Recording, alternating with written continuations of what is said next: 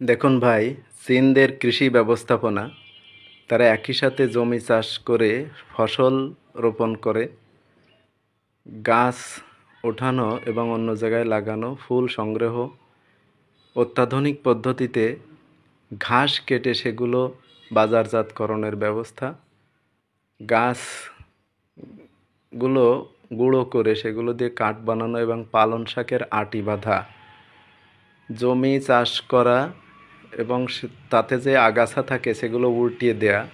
দেখেন ফসল রোপণ করে কিভাবে তারা অত্যাধুনিক পদ্ধতিতে, রাস্তার পাশে গাছ ছাঁটাইগুলো করে তারা আধুনিক পদ্ধতিতে। দেখেন কিভাবে ফল সংগ্রহ করে, এতে করে পরিশ্রম কমে যায়। এরপরে চাষাবাদ করার তাদের অত্যাধুনিক পদ্ধতি দেখেন,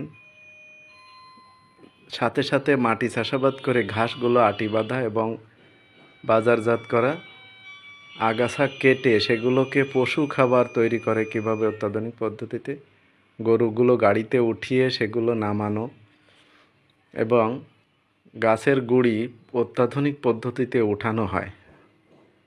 আর চাষাবাদের আরও একটা পদ্ধতি দেখেন, সাথে সাথে রোপণ করার কাজও তারা চাষ করার সাথে সাথে রোপণ করে। দেখেন গরুর খাদ্য তৈরি করে কিভাবে, গরুতে সহজে খেতে পারে। ফসল রোপণ করার আরও একটা পদ্ধতি দেখেন, মাটি ছিদ্র করে সেখানে এবার দেখেন চাষ করার সাথে সাথে তারা কিভাবে বীজ রোপণ করে পেঁয়াজের। এই যে ঘাস কেটে সাথে সাথে টুকরো করা, ধান কাটা,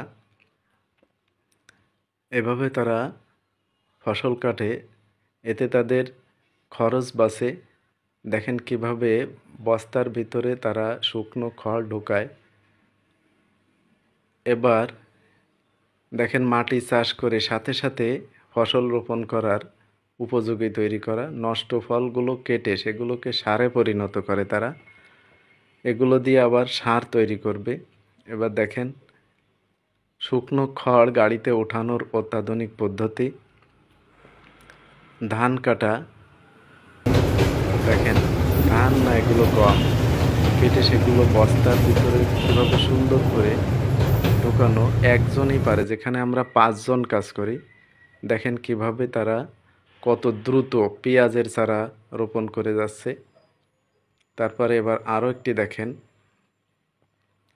ঘাস কেটে আটি বাঁধা গাড়ির উপরেই, এর আগে আমরা দেখেছিলাম। এবার দেখেন পশু খাদ্য তৈরি করা, মাছের খাবার তৈরি করা, এগুলো দেখেন কিভাবে তারা ফিলি তৈরি করে এবং ঘাসগুলো আবার দেখেন কিভাবে তারা একদম টুকরো টুকরো করে, এরপর দেখেন আলু উঠায় কিভাবে, আলু উঠাচ্ছে একদম, কোনো বেশি লোকজনের প্রয়োজন নেই, আলুগুলো একদম মাটির উপরে চলে আসছে।